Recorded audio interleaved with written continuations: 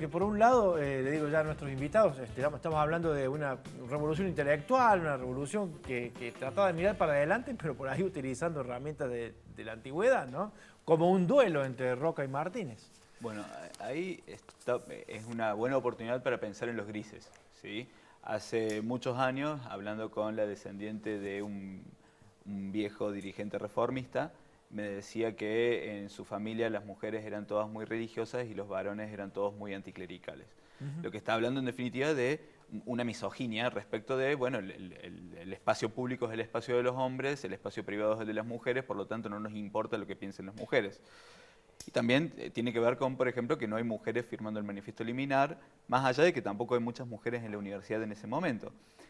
Si queremos seguir pensando en los grises y seguir pensando en esta cuestión de las élites notabiliares que decía Javier hace un rato, hay que pensar que el Partido Socialista había prohibido los duelos. ¿Sí? Había prohibido los duelos porque decía que eran parte de una afectación decadente aristocrática.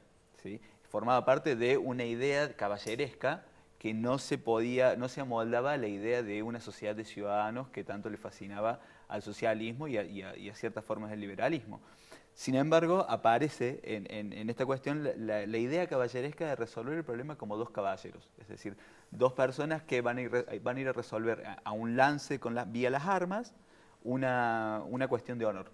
¿Sí? Y eso es una cuestión que es bien de una sociedad premoderna, podemos decir, una sociedad por lo menos de notables, una sociedad aristocrática. Y después, para seguir pensando en los grises, hay otra cuestión más, que es los nombres que aparecen ahí, los nombres que aparecen. El padrino de Deodoro, ¿sí? Que es Guillermo Rote, termina siendo funcionario, ministro de la dictadura de Uriburu en 1930. ¿Sí? Entonces, acá hay una cosa que es interesante, cómo un conjunto de figuras pueden permanecer unidas o pueden tener que ver o puede llevarla a una cuestión de resolver cuestiones del honor, ¿sí? Y 12 años después, esta figura termina siendo funcionaria de la primera dictadura, ¿no? A la que Deodoro mira esta dictadura con cierta preocupación, pero también tenía cierta preocupación respecto del gobierno de Irigoyen.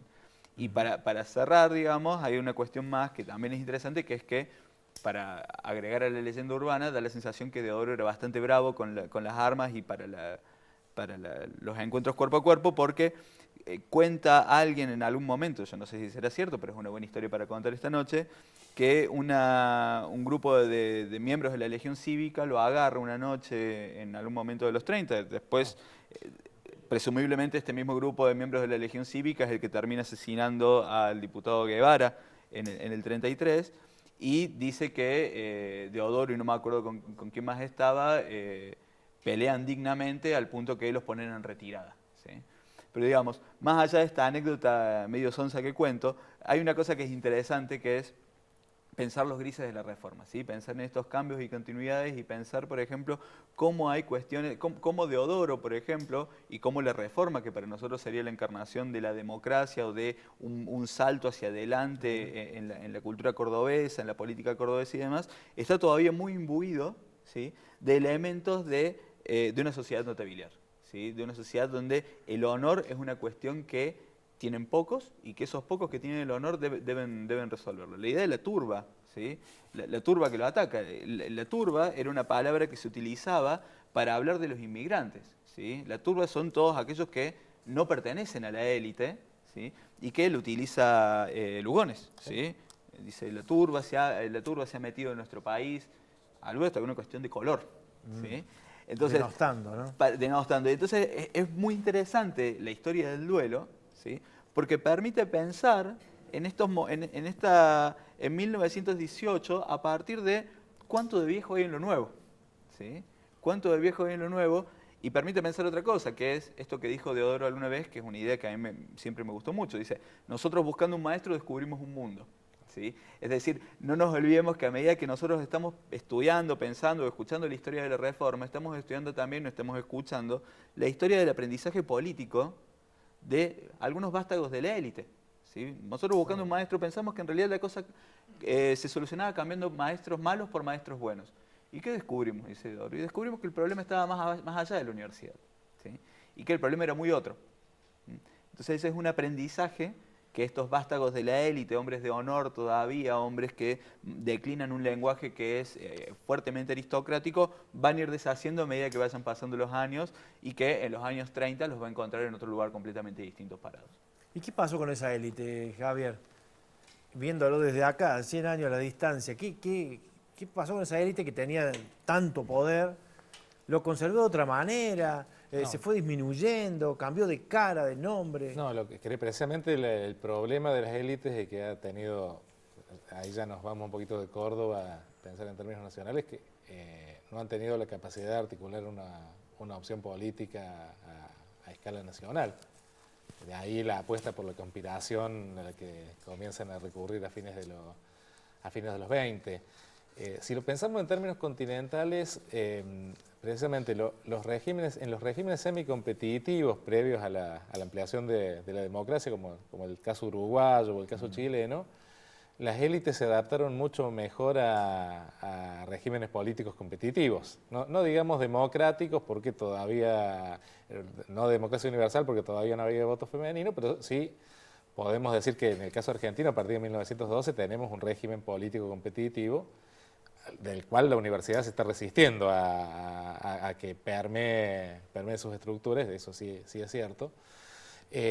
Pero precisamente donde ha habido regímenes semicompetitivos previos, las élites pudieron construir partidos de derecha que precisamente se adaptaran a la competencia, ¿no? Que solían en Uruguay, blancos y colorados gobernaron Uruguay hasta hace 20 años, menos de 20 años, ¿sí? En donde había regímenes menos competitivos, las élites se adaptaron mucho menos a la competencia política.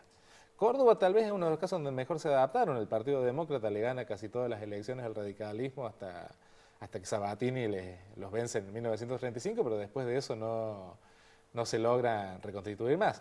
Pero sí las élites siguen capturando algunas instancias estatales que son impermeables a la democracia más competitiva. Creo que la Administración de Justicia es un claro ejemplo de eso. Y la universidad lo es mucho hasta 1918 y bastante después de 1918, sobre todo incluso en algunas facultades. Bueno, y uno siempre tiende a pensar, de esa reforma, ¿se acabó en algún momento? ¿Perdura? ¿Continuará con el tiempo? Hay quienes piensan, los que gestionan, los que deciden en seguir con la reforma, seguir modificando cosas para bien. Hay una reformulación. Sí, yo creo, en primer lugar, ahora estamos asistiendo a un discurso, sobre todo de funcionarios de la Secretaría de Política Universitaria, sí, que son antirreformistas quienes se oponen a cualquier cambio. O sea, en caramba. primer lugar, cuando uno piensa en cambios, tiene que pensar quién lo promueve, cómo lo promueve y para qué lo promueve. Digamos, Claro. en ese punto, creo que es absolutamente anacrónico para plantear que promover o oponerse a cambios se puede plantear en términos de reformismo o antirreformismo. Eso, en primer lugar, no. En segundo lugar, vuelvo a decirlo, cuidado, digamos, con pensar que hay continuidades absolutas. Digamos, no hay nada en la naturaleza de la historia que nos diga que la reforma tiene que seguir avanzando o tiene que dejar de avanzar. O sea, la historia la construyen los sujetos colectivos en general. Claro. Obviamente que la reforma de 1918 dejó sus marcas. Ahora, el asumirse como reformista es una construcción posterior, o sea, es el uso de la historia que se hace a posteriori. Creo que sí, hay muchas marcas que deja la reforma. Creo que sobre todo en términos de plantear que el gobierno interno de la universidad tiene que ser democrático, en plantear que los estudiantes tienen un rol importante en ese gobierno, ¿sí? Creo que esas son las principales marcas. Lo de los concursos es importante, pero en un ejercicio contrafactual que los historiadores desaconsejamos, creo que el mecanismo de concurso tarde o temprano se iba a imponer en la gestión de la universidad. Creo que es mucho más distintivo de la Universidad Argentina el protagonismo estudiantil, ¿sí? Y la idea de que la democracia es la forma de gestión. En ese sentido, sí, todos se declaran reformistas, es lógico que haya una lucha por apropiarse de un hecho que fue épico, y por apropiarse del significado de ese hecho épico. Ahora bien, creo que si pensamos en términos de democracia, seguramente no nos vamos a poner de acuerdo en cuestiones esenciales, en cuestiones sustantivas de la democracia. Sí creo que hay consenso, por lo menos en la politología y en la ciencia política, sobre la dimensión procedimental de la democracia. O sea, no puede hablarse de democracia si no hay instrumentos, herramientas capaces de medir y de verificar el resultado de la voluntad popular. En ese sentido, yo quiero recordar que hace 2 años tuvimos una asamblea universitaria donde los asambleístas no acreditaron. Claro. O sea, ahí hay una falencia en la dimensión técnica de la propia democracia. ¿Cómo se puede medir y verificar el resultado de la voluntad popular cuando no hay constancia de acreditación en una asamblea universitaria, por ejemplo? Ahí creo que hay un déficit de democracia en el sentido más estrictamente técnico procedimental de la palabra. Ahí está, una de estos aspectos. Está bueno lo que señalas. Sí. Vamos a hacer una pausa, enseguida ya vamos al cierre y las conclusiones de este debate de hoy. Seguimos hablando de la reforma del 18 a 100 años.